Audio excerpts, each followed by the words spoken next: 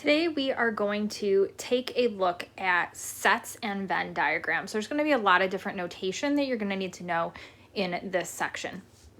So when we're looking at sets, there's a couple different ways that we can look at them. We could say something like the set C, where X is a consumer math student. Okay, and so we call that set builder notation.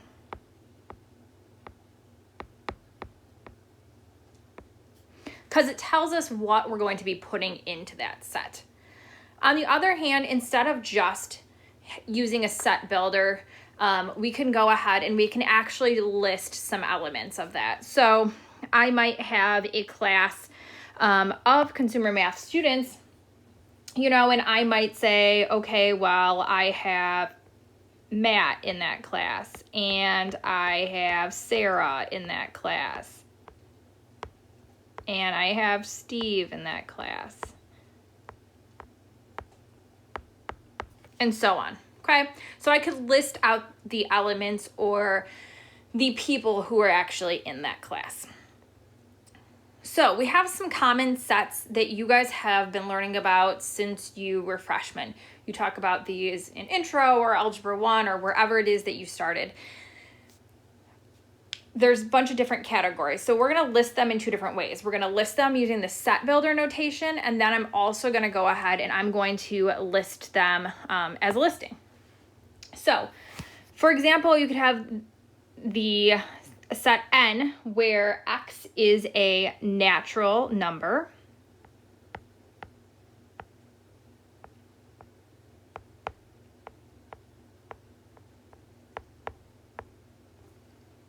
Okay, and so when we're talking about natural numbers, we are talking about the numbers that you naturally count with. 1, 2, 3, 4, and so on. Okay, I is the set that is an integer.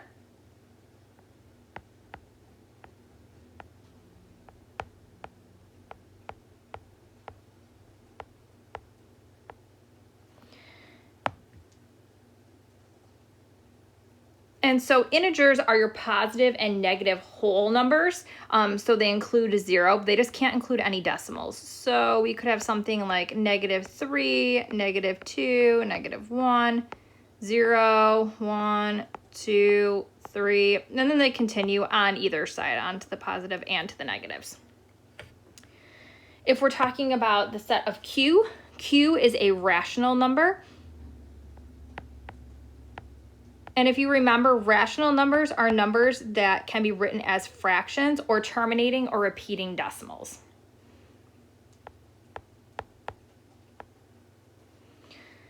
So some examples of that, we might have something like a half or 1.75,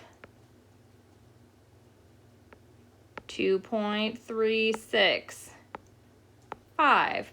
Those things are examples of rational numbers. So there's a lot of different rational numbers.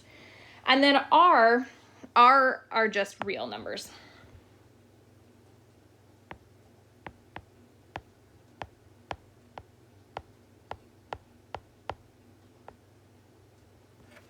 Okay, and so all of these ones that we named, the sets of N, I, and Q, are all examples of real numbers. Okay. Something that wouldn't be a real number would be something like the square root of a negative number.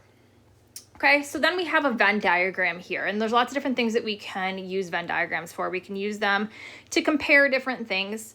So when we're taking a look at this, if I wanted to fill in some examples, I could go ahead and I could do that. So I could say, again, our examples of our natural numbers, we talked about things like 1, 2, 3. Our integers, and make it the color that you can actually see. Our integers are those positive and negative ones. So they include 1, 2, and 3, but maybe we have -1, we have 0, we have 1, we have 5, all those different things like that. Rational numbers include the natural and the integers, but again, we can go ahead and we can add some extra things in there. So I could add something like -2/3. I could add 2.5. I could have 6, -4. Any of those types of things would be considered rational. Things that are real but don't fall into one of these categories, we have our irrational numbers. So something like pi or the square root of 5. Those things are irrational, but they're also considered real numbers. That's why their circle, though, doesn't overlap with the rational numbers, because you can't be irrational and rational at the same time. Then we're going to go ahead and we are going to talk a little bit more about sets. And so when we are talking about them, we are able to tell if we're talking about if a set is well defined. We're going to look at if we can tell whether a particular object is a member of the set. So for example, if I said X is an Olympic champion, that would be a well-defined set. I could list out some Olympic champions.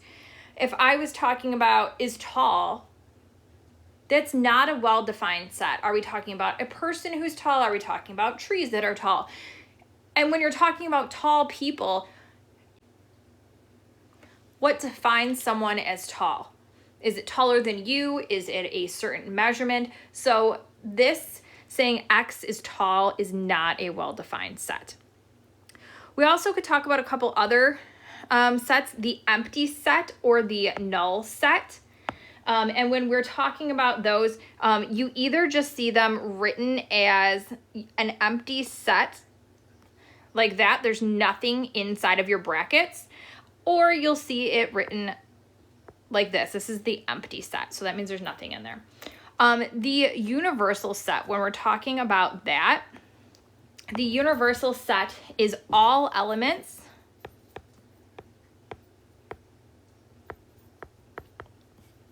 in a set.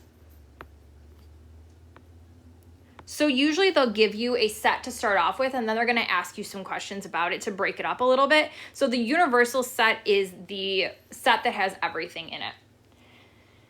The next thing is an element, and an element is just an object in the set.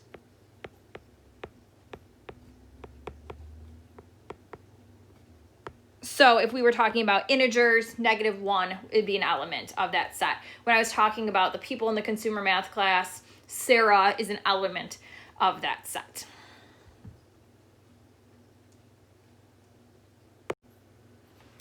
When we look at comparing sets, so again, they could give you a couple different sets and ask you to do different things with them. So when we are comparing sets, if they're equal sets, they have the exact same elements in them. A subset is A is a subset of B if all the elements of A are also an element of B. So everything that was in A is in B. They don't have to be those letters. Those are just the examples that we gave. And so when we say that something is a subset of it, we will say something like this. We'll say A is a subset of B. It kind of looks like a sidewards U. We could have that A is an element, a subset of U. Or we could say that B is a subset of U. So that's just the notation that you would use. Proper subsets, if one subset is a subset of the other but does not contain all the elements, we don't do a whole lot with that. Okay, so now we're going to go ahead and take a look at some sets. So when we're looking at these sets, so U here is our universal set. We are using the numbers 1 through 13.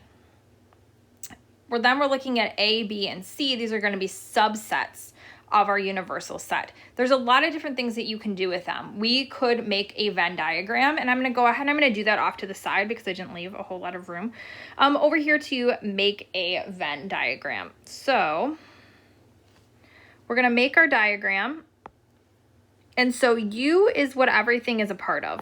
So the whole box is going to be our U, kind of like our box before was our real numbers. Then we could have things that are just in A. So we're going to call this one A. We could have things that are in B. We could have things that are in C. I want them to overlap though, because I'm going to see that there are some things that are in multiple sets. So I'm just going to go ahead and I'm going to go through and I'm going to look. And so I'm going to say, okay, 1 is in both A and B. So it needs to be in the part where A and B only overlap. 2 is just in A. 3 is in all three, A, B, and C. 4 is in A and C. 5 is in B and C. 6 is just in C. 7 is in B and C. 8 is not in any of them, but it's in the universal set. 9 is in B and C. 10 is in the universal set, but it's not in any of our other sets. 11 is just in C.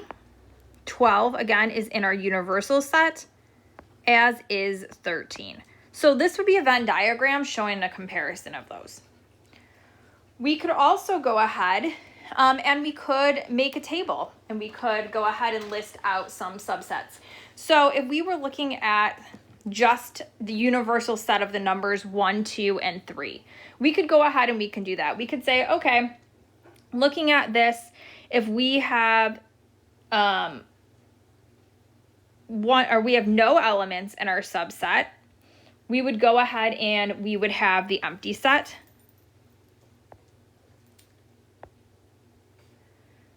Okay. We could go ahead then, and if we had one element, we could have the sets 1. Oops. We could have, my brackets are getting really bad on here, sorry. 3. So I have 3 different options here. I could go ahead and I could have 2 elements in there. So we could have 1 and 2. We could have 2 and 3. Or we could have 1 and 3. So we have another 3 options here.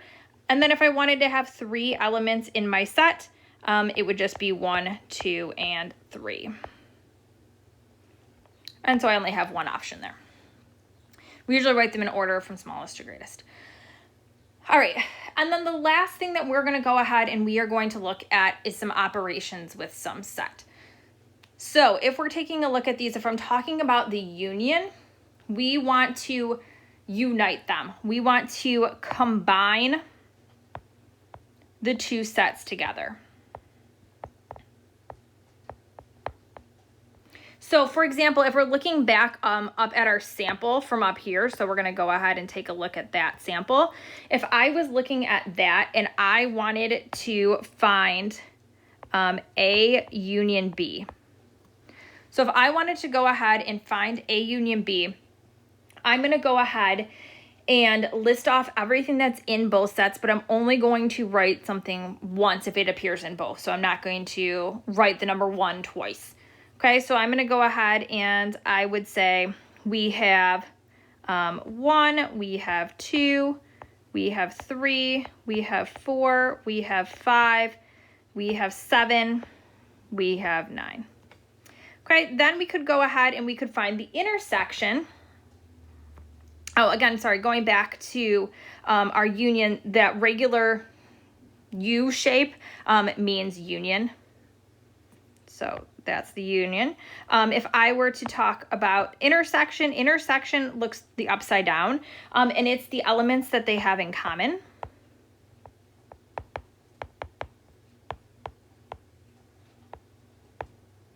So if I were to find A intersect B, I just want to write the elements that they have in common, and they have 2 elements in common. They have 1 and 3. A disjoint set means that they have no elements in common.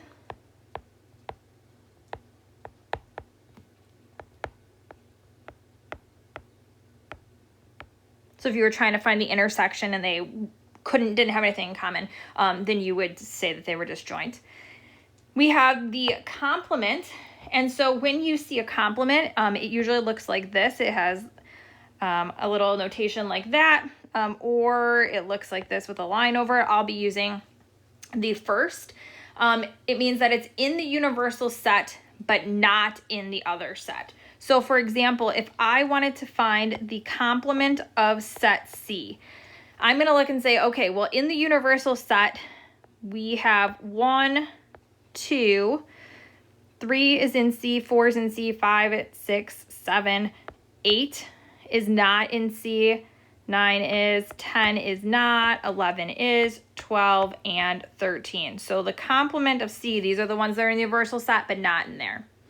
And then the last one is the difference. And it's just like in anything that we've been doing for years and years. If I were to subtract, so the set of B minus A, I would just go ahead and I would subtract the elements. So anything that if I could subtract the ones from A, that are in A from B, what would I be left with? And in that case,